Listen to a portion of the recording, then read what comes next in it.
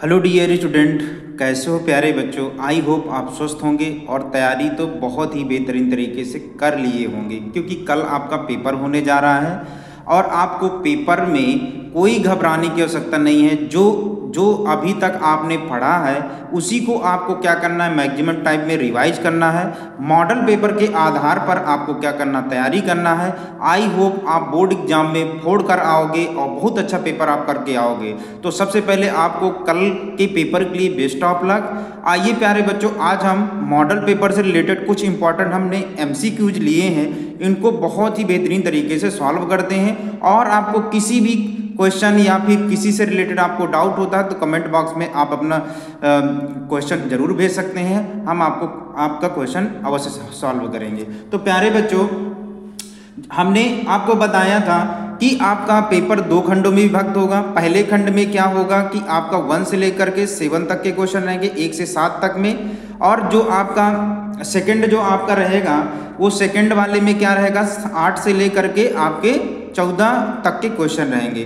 तो प्यारे बच्चों, पहले खंड में खंड जो आपका क्या है, का है, इसमें से जो आज हम इम्पॉर्टेंट एमसीक्यू जो मॉडल पेपर में दिए हैं, साथ साथ में हमने क्या किया, कुछ इम्पॉर्टेंट एमसीक्यू को यहाँ पर रखा है।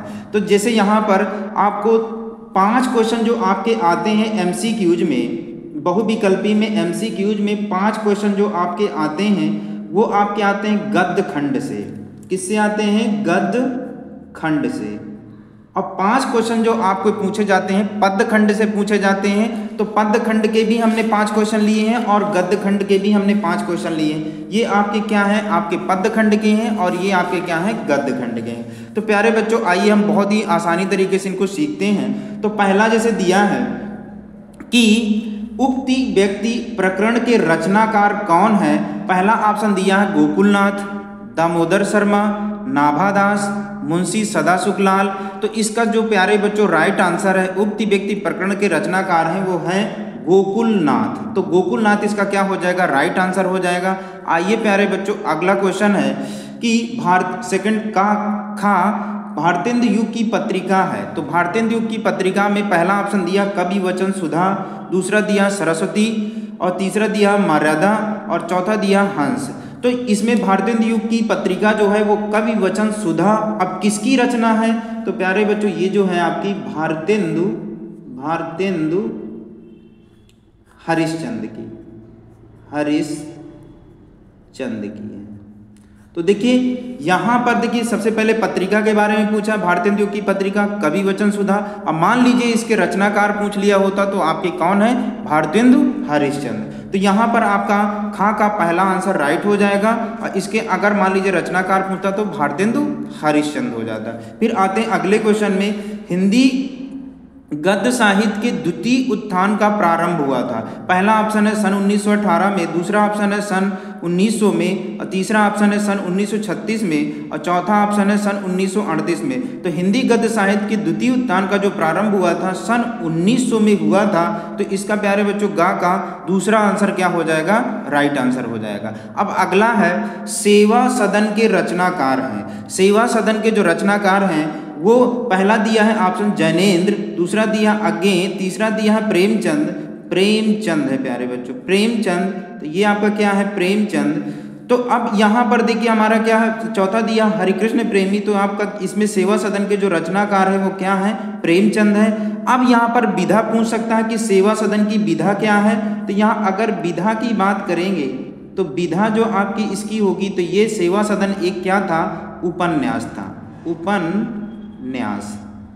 तो यहाँ पर अगर पूछ लिया होता कि सेवा सदन की विधा क्या है, तो उपन्यास है। और इसके क्या पूछा, रचनाकार है, तो रचनाकार क्या है, प्रेमचंद जी हैं। आइए अगले क्वेश्चन में, अगला क्वेश्चन है पर्दा कहानी के लेखक। तो पर्दा कहानी के लेखक में पहला दिया इंसान खां, सेकंड है आपका केशोरीलाल गोस्वामी, तीसरा है आपका यशपाल और चौथा है आपका विष्णु प्रभाकर। तो पर्दा कहानी के जो लेखक है प्यारे बच्चों वो क्या है, यशपाल जी हैं। अब यशपाल जी हैं यहाँ पर। अब यहाँ पर देखिए प्यारे बच्चों क्रॉस क्वेश्चन बनता है कि पर्दा कहानी की विधा, पर्दा की क्या है, विधा क्या है, तो ये कहानी है। तो यहाँ से देखिए 2 क्वेश्चन बन जाएंगे। मान लीजिए यहाँ पूछ लिया होता कि यशपाल जी की पर्दा की कहानी के मतलब क्या, विधा क्या है, तो विधा में अगर पूछ लेता तो विधा हमारी क्या है यहाँ पर कहानी किसकी है, यशपाल जी की।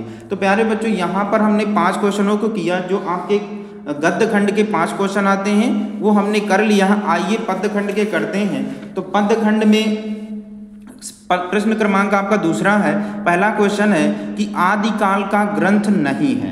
अब आदिकाल का ग्रंथ कौन सा नहीं है, पहला दिया है कि कीर्तिलता, दूसरा है बिसलदेव रासो, तीसरा दिया आल्यखंड और चौथा है आपका पद्मावत। पद्मावत प्यारे बच्चों यहाँ पर आदिकाल का नहीं है, बाकी आपके ये क्या है आदिकाल का। यहाँ पर पूछा कि आदिकाल का कौन नहीं है, तो पद्मावत नहीं है यहाँ पर।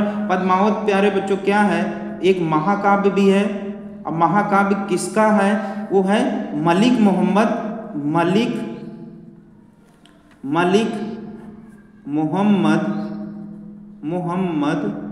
जायसी जी का है।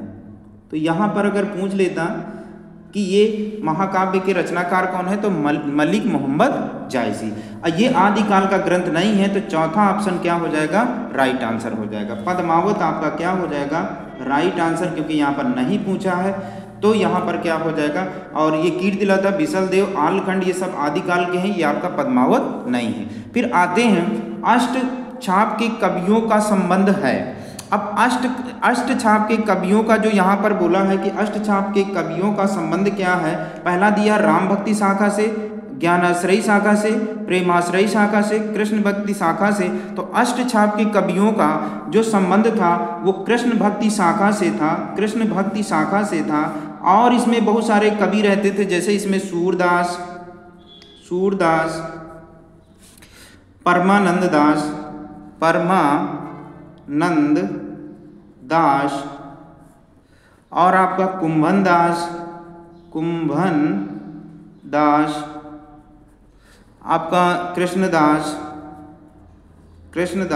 ये कृष्ण की लीलाओं का वर्णन करते थे। और आपने सूरदास जी तो आपका हो गया। एक आप था नंददास। तो इसमें सारे दास हैं, सब क्या करते थे, कृष्ण की लीलाओं का वर्णन करते थे। तो यहाँ पर प्यारे बच्चों जो अष्टछाप के कवियों का संबंध है कृष्ण भक्ति शाखा से, और ये जितने भी कवि थे कृष्ण की लीलाओं का वर्णन करते थे। आइए अगले क्वेश्चन में, ग नंबर में श्रृंगार और वात्सल रस के अमर कवि कौन है। पहला दिया केशवदास, कबीरदास, सूरदास, कविवर बिहारी। तो यहाँ पर श्रृंगार और वात्सल रस के जो अमर कवि हैं वो हैं सूरदास जी हैं। तो सूरदास इसका क्या हो जाएगा, राइट आंसर हो जाएगा। तो प्यारे बच्चों यहाँ पर इसका ग का तीसरा ऑप्शन सही हो जाएगा, सूरदास। अगले क्वेश्चन पर चलते हैं। घा में चांद का मुंह टेढ़ा है, रचना की विधा क्या है। तो पहला दिया है काव्य है, उपन्यास है, निबंध है, तीसरा चौथा कहानी है। तो चांद का मुंह टेढ़ा है ये आपका क्या है प्यारे बच्चों, काव्य है। अब किसका है, ये है गजानन माधव मुक्ति बोध का है, गजानन माधव मुक्ति बोध जी का है। तो देखिए यहाँ पर एक क्वेश्चन से दो आपके क्वेश्चन आपके बन गए। मान लीजिए ये पूछता होता चांद का मुंह टेढ़ा किसकी रचना है, गजानन माधव मुक्ति बोध की है। यहाँ पर पूछा विधा क्या है, तो यहाँ पर काव्य विधा हो जाएगी। अगले क्वेश्चन पर चलते हैं। अगला क्वेश्चन है आपका कबीरवाणी के डिडक्टर है। डिडक्टर का मतलब होता है तानाशाह, जो अपने शासक में तानाशाह है, मतलब जहाँ पर उसकी पूरी सत्ता का आपका तानाशाह है, वही हमारा क्या कहलाता है, डिडक्टर होता है।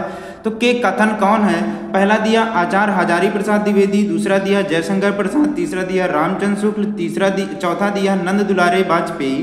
तो कबीरवाणी के डिक्टेटर जो हैं वो हैं आचार्य हजारी प्रसाद द्विवेदी जी हैं। तो ए ऑप्शन क्या हो जाएगा, पहला ऑप्शन क्या हो जाएगा, राइट आंसर हो जाएगा। इस प्रकार से हमने प्यारे बच्चों 5 क्वेश्चन किए आपके गद्य खंड के, 5 क्वेश्चन हमने किए पद्य खंड के। इनको आप देखिएगा, यहाँ से आपको कोई ना कोई क्वेश्चन आपको जरूर देखने को मिलेगा। ये इंपॉर्टेंट क्वेश्चन है और इनको आप जरूर करके जाइएगा। बाकी के लिए आपके लिए बेस्ट ऑफ लक। आप बहुत ही बेहतरीन तरीके से पेपर हल करेंगे। बस ये करना है कि जो आपका पढ़ा हुआ है उसी को रिवाइज करना है, नया चीज़ें कोई भी नहीं पढ़ना है। तो थैंक्स।